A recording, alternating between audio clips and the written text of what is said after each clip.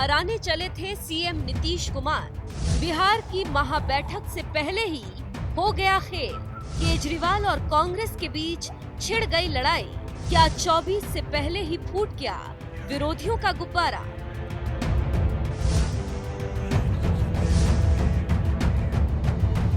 देश की सत्ता संभाल रहे नरेंद्र मोदी को कुर्सी से हटाने के लिए बिहार की राजधानी पटना में एक महाबैठक होने जा रही है, जिसमें शामिल होने के लिए देश के कोने कोने से तमाम विपक्षी पार्टियां 23 जून को जुटने वाली और यहीं पर 24 के चुनाव में पीएम मोदी को सत्ता से हटाने की रणनीति बनाई जाएगी। लेकिन इस महाबैठक से पहले ही मोदी विरोधियों में ऐसी फूट पड़ गई, जिसे देखकर जम्मू कश्मीर के पूर्व सीएम उमर अब्दुल्ला की बात याद आ गई।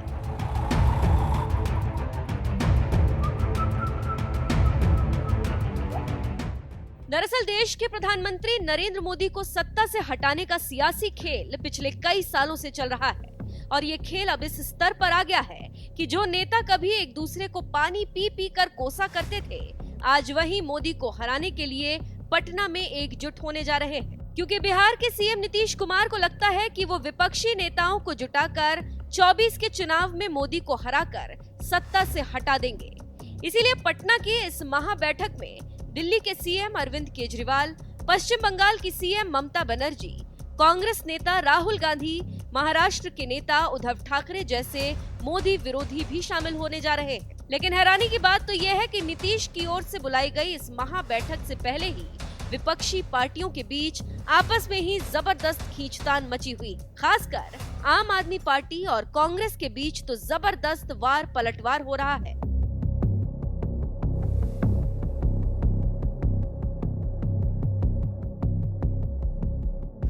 अध्यादेश का मुद्दा। सुप्रीम कोर्ट ने मई में एक ऐतिहासिक फैसला सुनाते हुए अफसरों के ट्रांसफर पोस्टिंग का अधिकार दिल्ली की केजरीवाल सरकार को दे दिया था। लेकिन कुछ ही दिनों बाद मोदी सरकार अध्यादेश लेकर आई और ये अधिकार दिल्ली के उपराज्यपाल यानी एलजी को दे दिया, जिसके बाद से ही सीएम केजरीवाल विपक्षी नेताओं से इस मुद्दे पर समर्थन मांग रहे। 26 मई को ही खुद सीएम केजरीवाल ने एक ट्वीट में कहा, भाजपा सरकार द्वारा पारित अलोकतांत्रिक और असंवैधानिक अध्यादेश के खिलाफ संसद में कांग्रेस का समर्थन लेने और संघीय ढांचे और मौजूदा राजनीतिक स्थिति पर चर्चा करने के लिए आज सुबह कांग्रेस अध्यक्ष खड़गे जी और राहुल गांधी जी से मिलने का समय मांगा। दिन रात कांग्रेस को कोसने वाले सीएम केजरीवाल ने 26 मई को राहुल गांधी से मिलने का वक्त मांगा था और आज तक उन्हें मिलने का समय नहीं मिल पाया।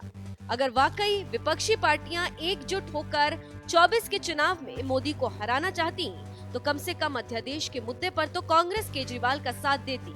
लेकिन साथ देना तो छोड़ ही दीजिए, दिल्ली की पूर्व सीएम शीला दीक्षित के बेटे संदीप दीक्षित तो केजरीवाल को ही कोसने में लगे हुए हैं।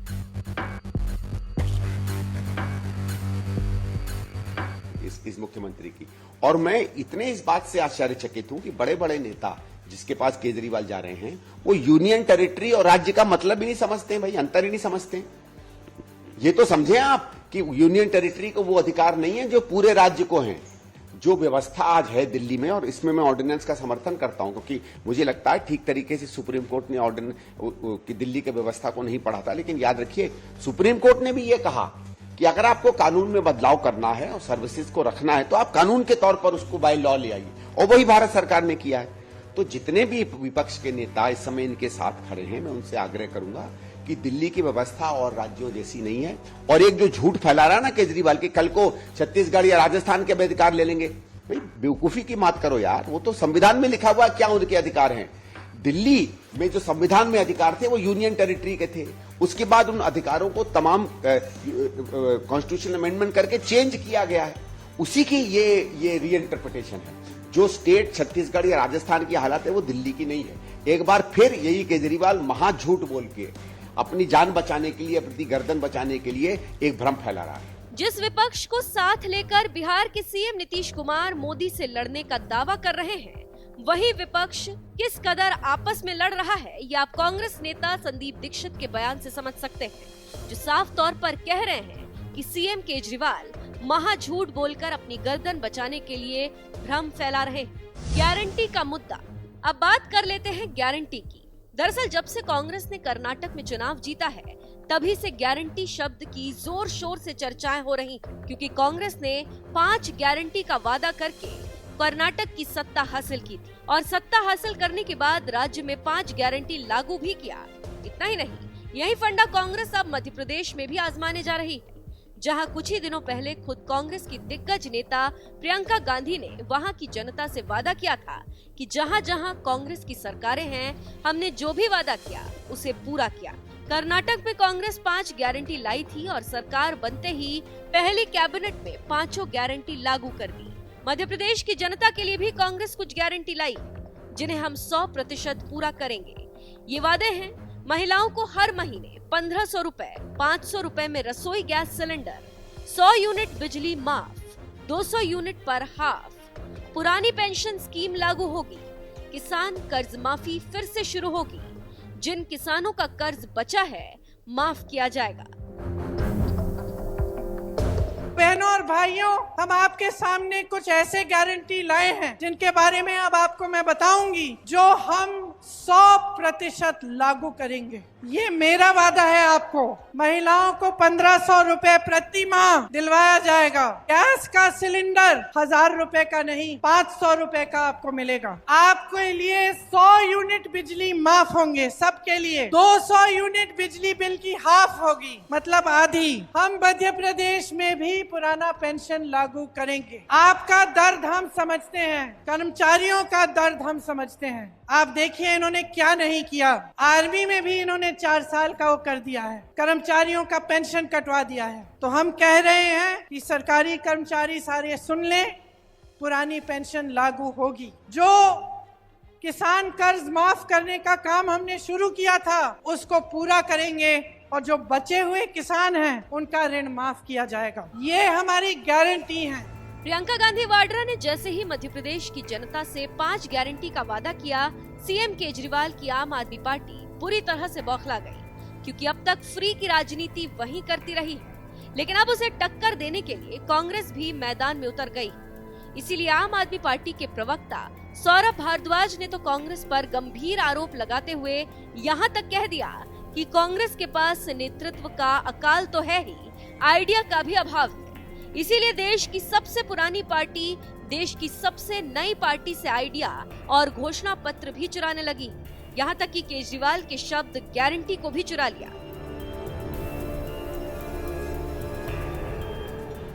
देश की सबसे पुरानी political party Indian national Congress, जिसके विषय में लगभग रोज लोगों के बीच में चर्चा रहती है कि कांग्रेस की बदहाली के कौन लोग कारण हैं, कांग्रेस क्यों उभर नहीं पा रही, इसके पीछे कौन लोग हैं, कांग्रेस की लीडरशिप के अंदर क्या समस्या है।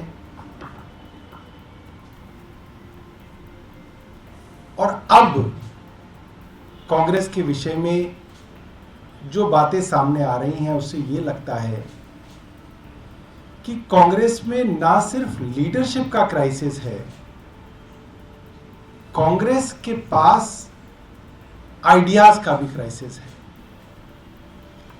कांग्रेस का लोगों से जुड़ाव इस हद तक खत्म हो गया है कि उनके पास कोई अपना मैकेनिज्म भी नहीं बचा कि वो ये जान पाए कि लोग क्या चाहते हैं, जनता क्या चाहती है। और इसका सबसे बड़ा जो कह सकते हैं सबूत पब्लिक डोमेन में जो आता है वो ये है, देश की सबसे पुरानी पार्टी, देश की सबसे नई उभरती हुई ग्रो करती हुई पार्टी से आइडियाज और मैनिफेस्टो तक चुराने लगी है। मैं देख रहा था कि क्या कोई तरीका है कि हम अपने इलेक्शन मैनिफेस्टो को कॉपीराइट करा लें कि कोई और ना चुरा पाए। हमने देखा अरविंद केजरीवाल ने पहली बार यह कहा कि भाई इलेक्शन मैनिफेस्टो तो झूठे होते हैं, हम जो बात इलेक्शन के अंदर अपना वादा करेंगे वो अरविंद केजरीवाल की गारंटी है कि अरविंद केजरीवाल खड़े होकर कह रहे हैं ये चीजें मैं पूरी करूंगा। और कांग्रेस इस शब्द गारंटी तक को चुरा चुकी है। आम आदमी पार्टी के नेता सौरभ भारद्वाज का ये बयान सुनकर आप समझ सकते हैं कि कांग्रेस के खिलाफ केजरीवाल की पार्टी किस कदर मोर्चा खोले हुए है। आम आदमी पार्टी ने तो गारंटी के मुद्दे पर कांग्रेस को जमकर लताड़ा ही, साथ ही यहाँ तक कह दिया कि कांग्रेस के पास लीडरशिप क्राइसिस है, यानी कांग्रेस के पास कोई ऐसा नेता ही नहीं जो पार्टी का नेतृत्व कर सके। आम आदमी पार्टी ने इस बयान के बहाने इशारों ही इशारों में राहुल गांधी पर जोरदार तंज मारा, जिन्हें कांग्रेस आगे बढ़ाने में जुटी हुई। विपक्षी पार्टियों में मची इसी सिरफुटौवल को देखते हुए जम्मू कश्मीर के पूर्व सीएम और नेशनल कॉन्फ्रेंस के नेता उमर अब्दुल्ला ने तंज मारते हुए कहा था कि पहले बड़ी पार्टियां तो यूनिटी कर लें, फिर हम यूनिटी करेंगे।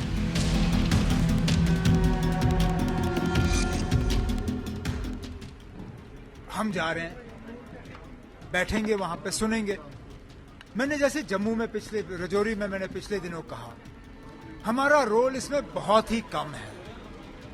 कुल मिला के अगर नेशनल कॉन्फ्रेंस तमाम सीटें जीतें तब भी 6 सीटों से ज्यादा हमारा असर रसूख रहेगा नहीं। 2 जम्मू से, 3 कश्मीर से, 1 लद्दाख से। तो इसमें जब हमारा रोल ही इतना छोटा है तो हमसे ज्यादा उम्मीद करने की क्या जरूरत। यूनिटी वो लोग पहले करें जिनकी 40-50 सीटें हैं। अक्सर बेशतर हमें यह देखने को मिलता है कि जिनकी 100-200 सीटें, 50 सीटें हैं, वो यूनिटी कर नहीं पाते और छोटी पार्टियों से यूनिटी की उम्मीद की जाती है।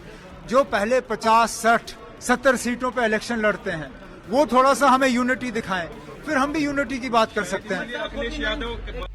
बहरहाल जिस तरह से खुद की पार्टी को बड़ा बताने के चक्कर में सीएम केजरीवाल कांग्रेस को नीचा दिखाने में जुटे हुए हैं, इसे देखकर क्या आपको लगता है कि बिहार के सीएम नीतीश कुमार पीएम मोदी को हराने के लिए आम आदमी पार्टी और कांग्रेस जैसी पार्टियों को एकजुट कर पाएंगे? अपनी राय हमें कमेंट कर जरूर बताएं।